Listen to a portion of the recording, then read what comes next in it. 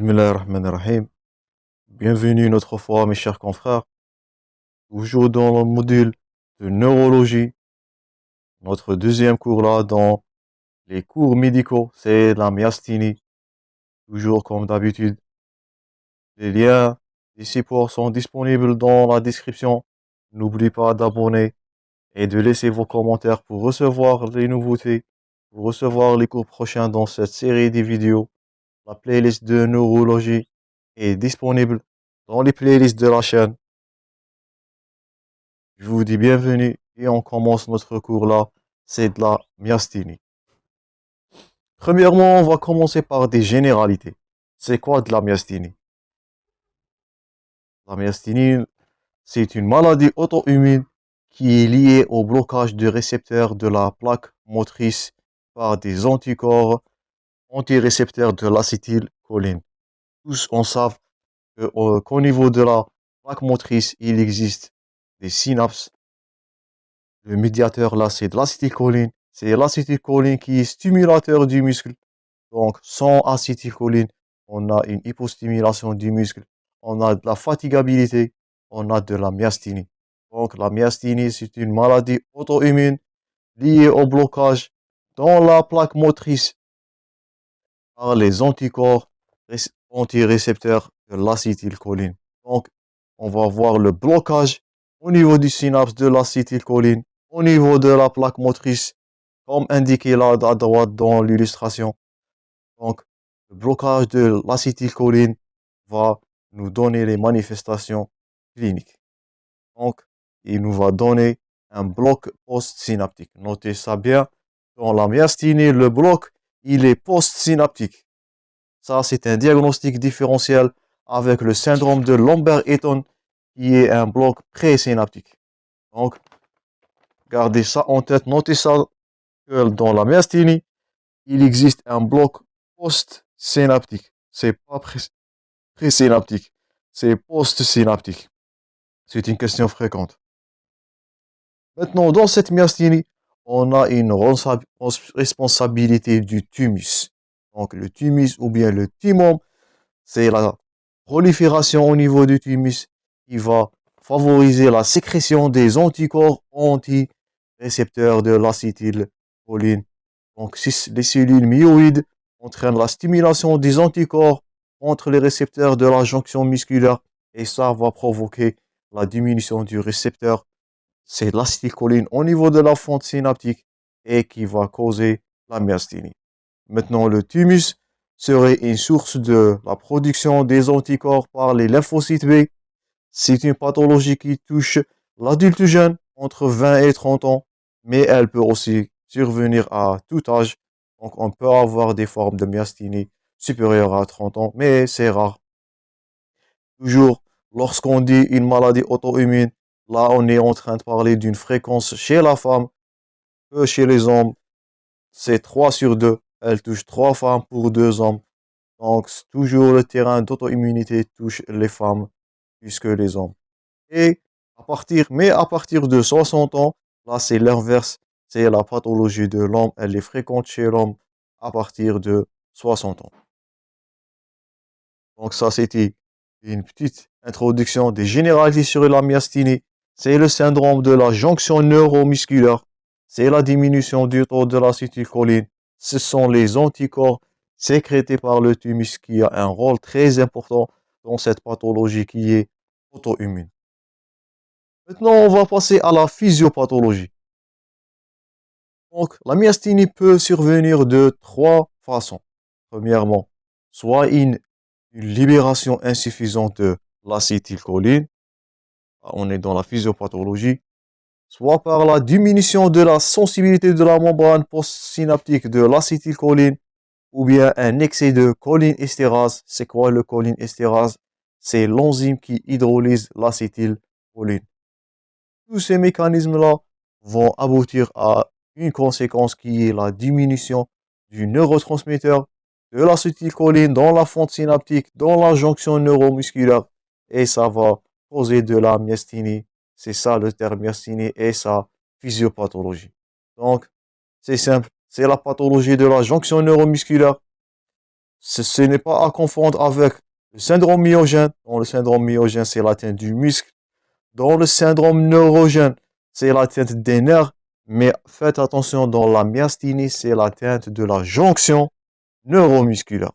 C'est la jonction neuromusculaire qui est atteinte avec un bloc, je répète, post-synaptique. Je répète, c'est l'atteinte de la jonction neuromusculaire, notez ça bien, avec un bloc post-synaptique. Donc, ça sont les points forts, les généralités et la physiopathologie de la myasthénie. Donc, maintenant, on va passer à la clinique. Quelles sont les manifestations cliniques de la myasthénie? Donc, dans la myasthénie, la clinique, elle est vaste, elle est multiple. Donc, on va voir premièrement un déficit moteur. Donc, la myasthénie touche la jonction neuromusculaire. Donc, c'est un déficit moteur, mais il est variable dans le temps. Comment il se manifeste? Il se manifeste par la fatigabilité. C'est de la fatigabilité. Le phénomène myasthénique, c'est une fatigabilité fluctuante. Qu'est-ce que ça veut dire le terme fluctuante qui est en gras là? C'est une fatigabilité qui apparaît ou augmente à l'effort.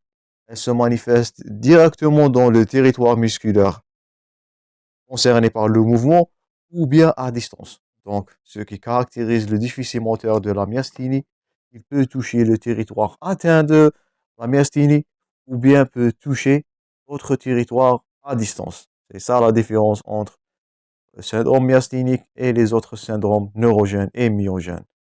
Mais cet effort, surtout, il augmente à la fin de journée, mais il est corrigeable par le repos.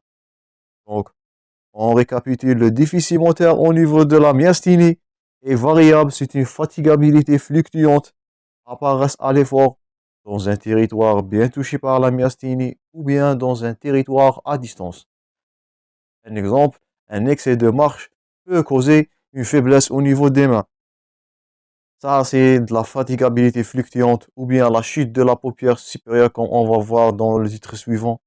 Ça, c'est la fluctuance ou bien l'effort à distance. Il est bien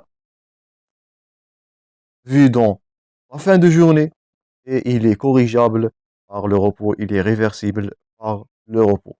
Donc, ça, c'était la première clinique que le patient vient de complaindre.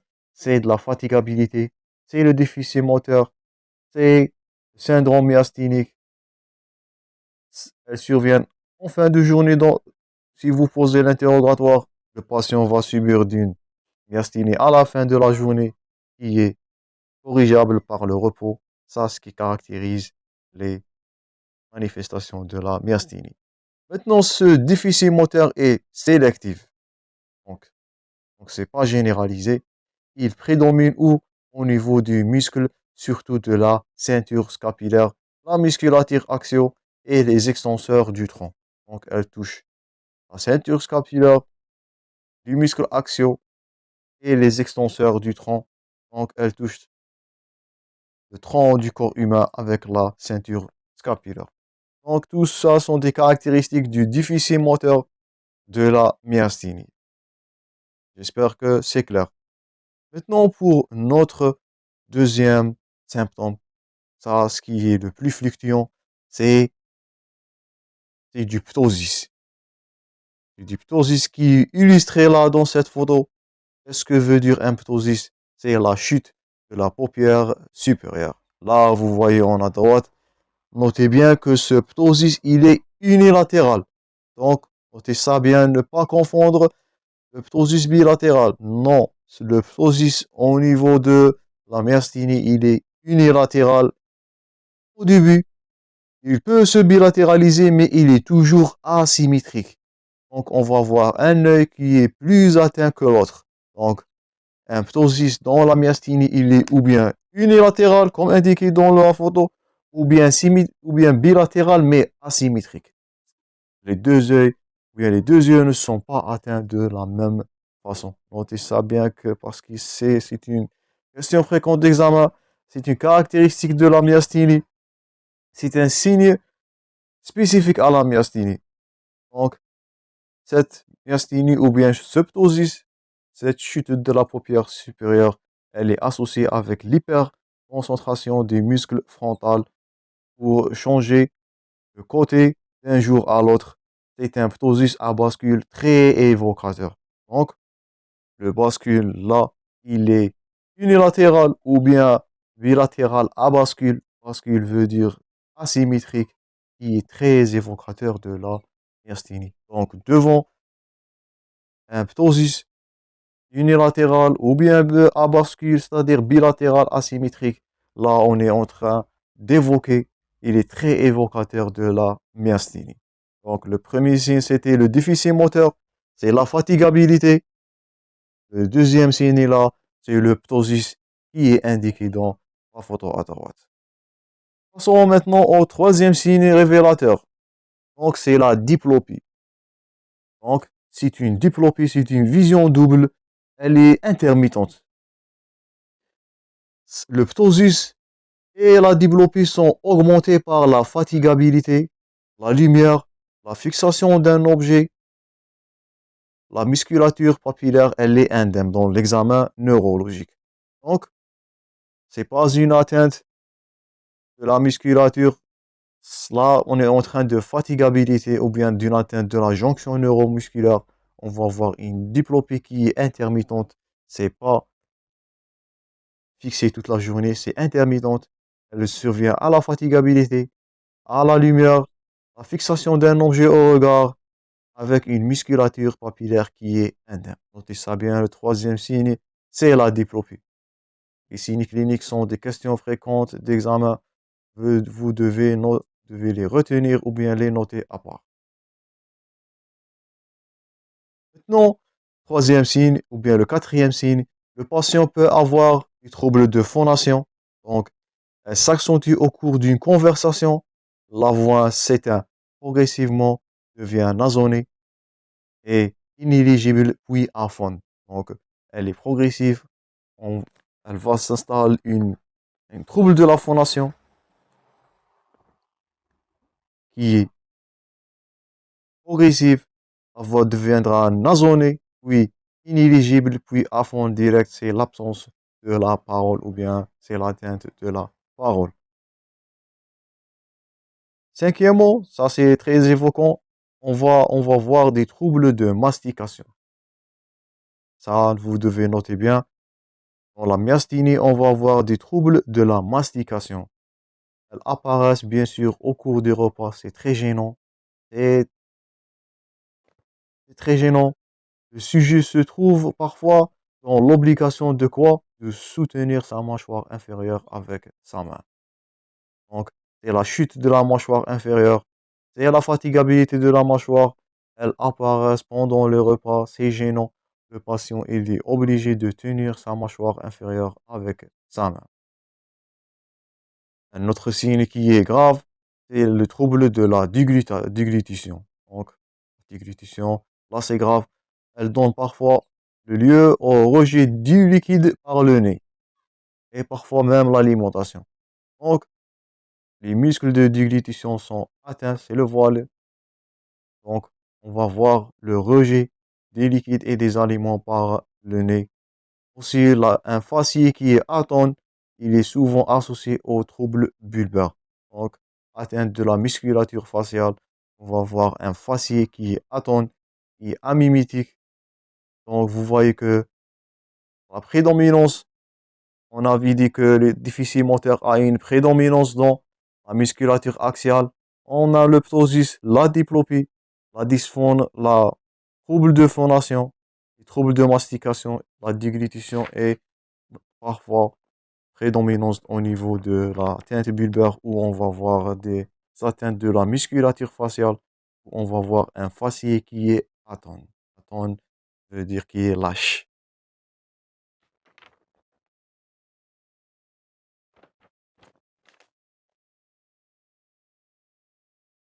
Maintenant, en dernier lieu, on peut avoir une fatigabilité de la musculature cervicale. Là, c'est la musculature cervicale et axiale. Vous voyez que les muscles du tronc sont atteints, qui sont à l'origine de la chute de la tête en avant ou des douleurs cervicales. comme c'est illustré là dans la photo, qui sont liés à un phénomène de contracture. Donc, l'atteinte peut conduire à une décompression ventilatoire rapide. Ce sont des signes de gravité. Donc, l'atteinte peut toucher la musculature de la nuque et peut aussi toucher le diaphragme. Là, on est en train de parler de gravité. C'est la décompensation ventilatoire rapide avec des signes de gravité. Donc, atteinte musculaire peut toucher la musculature du tronc, toucher les muscles cervicaux et on n'oublie pas la musculature du diaphragme. On va voir des détresses respiratoires comme on va détailler prochainement. Donc, ça, c'était la clinique de la myasthénie. Donc, si on récapitule, on a des signes moteurs, le ptosis qui est très évocateur, la diplopie, les troubles de phonation, les troubles de mastication et déglutition, et on n'oublie pas l'atteinte de la musculature axiale, cervicale, de la ceinture scapulaire, et parfois, mais c'est grave, c'est l'atteinte du diaphragme. On va voir une détresse respiratoire. Ça, c'était brièvement la clinique. Vous devez retenir ces signes cliniques-là pour ne pas confondre entre les syndromes. J'espère maintenant que la clinique, elle est moins ambigueuse qu'en précédent. On avait terminé avec les signes cliniques. Maintenant, les signes négatifs. Donc, qu'est-ce qu'on va pas trouver dans la myasthénie? Donc, dans la myasthénie, on va pas trouver ça, c'est de l'amyotrophie. Jamais on trouve de l'amyotrophie ni de fasciculation dans la myasthénie. L'amyotrophie qui est indiquée à droite et la fasciculation, on les retrouve dans le syndrome neurogène. On va voir ensuite. On va trouver jamais de l'amyotrophie ni de fasciculation dans la myasthénie. Attention de faire cette bêtise au niveau de l'examen. Il n'existe pas ni d'amyotrophie ni de fasciculation. Les réflexes ostéotendineux notés qui sont bien, qui sont normaux, non modifiés au niveau de la myasthénie. Il n'existe pas une modification des réflexes ostéotendineux. Il n'existe pas de signes sensitifs ni de troubles sphinctériens. Donc, ne pas confondre la myasthénie avec le syndrome neurogène ou bien de la sclérose en plaques ou bien des atteintes pyramidaux. Il n'existe ni d'amyotrophie, ni de fasciculation, ni une modification des réflexes ostéotendineux, pas de signes sensitifs et pas de troubles sphinctériens. Notez ces signes-là bien dans la tête. Gardez-les en note. Ce sont des questions fréquentes, ce sont des questions piégeantes, souvent retrouvées au niveau des examens. Donc, j'espère que la clinique maintenant est claire et on va passer à l'examen clinique.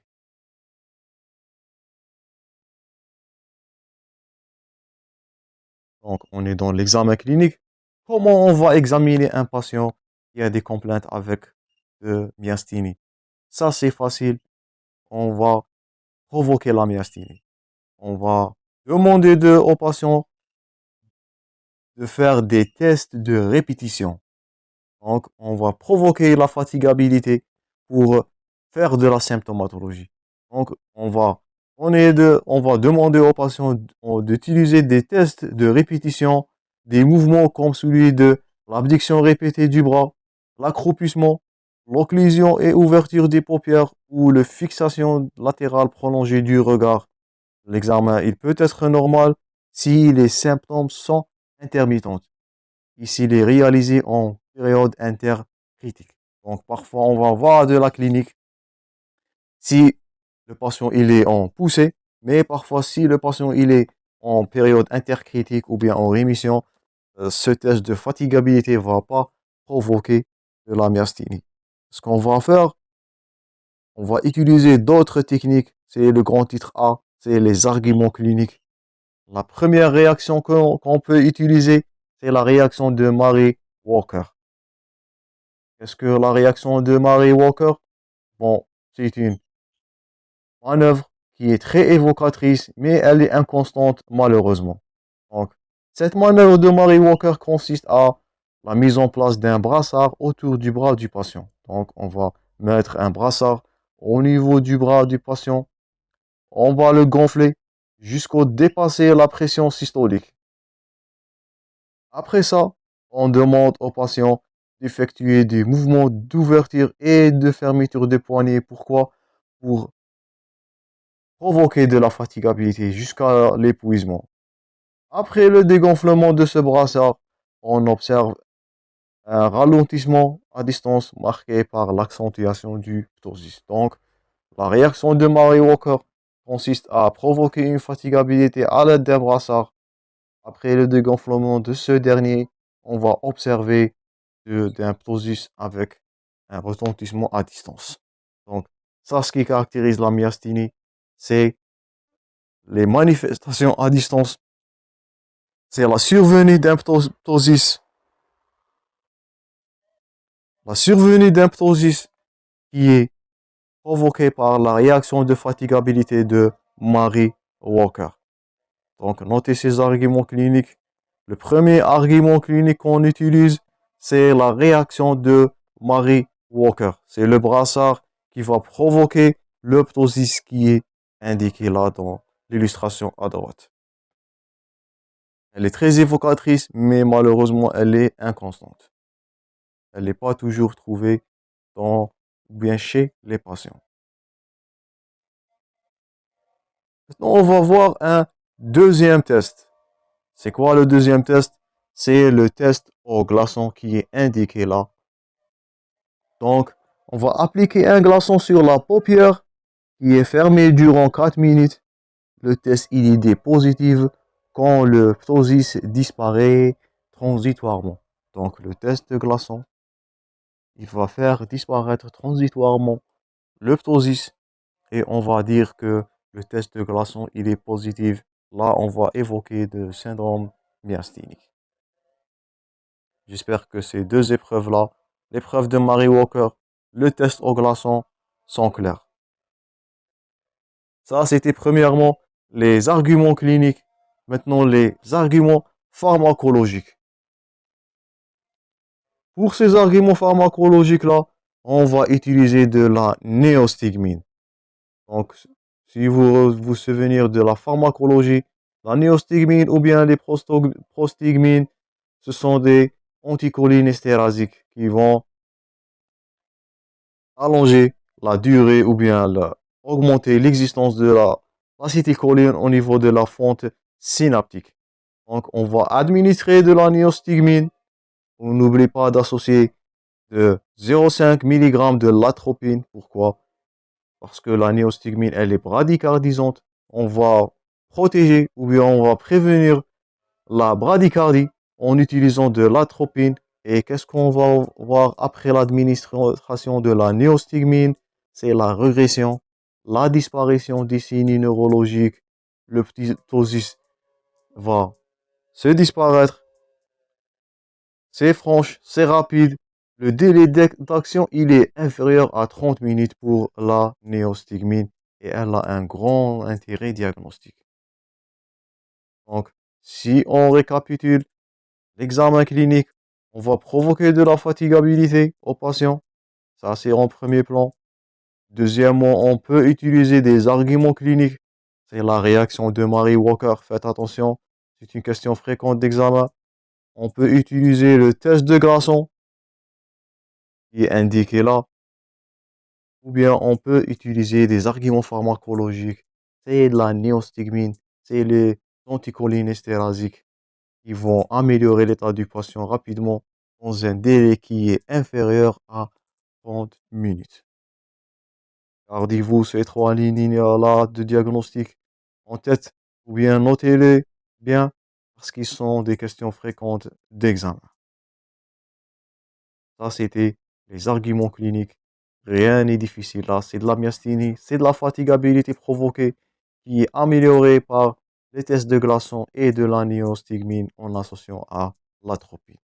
J'espère que c'est clair. Maintenant, on passe à l'évolution de la maladie. La myasthénie est une maladie chronique, capricieuse, à succession irrégulière de poussées et de rémissions. C'est difficile à schématiser et à prévoir et le risque est vite au possible, qui se fait par une crise myasthénique manifestant par des troubles respiratoires. Malheureusement, parfois la myasthénie va toucher la musculature du diaphragme. Ce dernier-là va se manifester à une respiration, des troubles respiratoires, des dyspnées, et parfois l'évolution, elle est fatale. Elle se produit dans plus de 2 tiers des cas, malgré une réanimation. Donc la myasthénie peut se manifester par un simple ptosis, mais malheureusement, elle peut manifester une détresse respiratoire, une paralysie du diaphragme, et qui va l'aider à bien mener à des lésions fatales ou bien l'évolution fatale, c'est la mort malgré une réanimation. La myasthénie a des effets sur la grossesse qui sont variables, mais le risque d'aggravation est de 30% en postpartum. Donc, la myasthénie peut survenir en postpartum. Elle a un risque d'aggravation de 30%. Et on n'oublie pas les formes respiratoires. C'est la détresse respiratoire. C'est l'atteinte de la musculature du diaphragme. C'est indiqué là. C'est l'atteinte de la musculature du diaphragme. C'est la détresse respiratoire. C'est une urgence vitale avec une évolution fatale. Malheureusement, même avec une réanimation adéquate, on peut perdre le patient à cause de la myasthénie. Donc, pour la clinique de la myasthénie, elle est variable, mais on doit craindre les formes graves, les formes respiratoires qui ont des séquelles néfastes et mortelles. Ça, c'était la première partie du cours. On a vu les généralités et la clinique. Dans la deuxième partie, on va voir les examens paracliniques et les traitements qu'on peut faire ou bien qu'on peut exercer dans cette pathologie-là. J'espère que la vidéo était bénéfique. N'oublie pas d'abonner et je revois prochainement, Inch'Allah, dans la prochaine vidéo. Merci pour votre attention.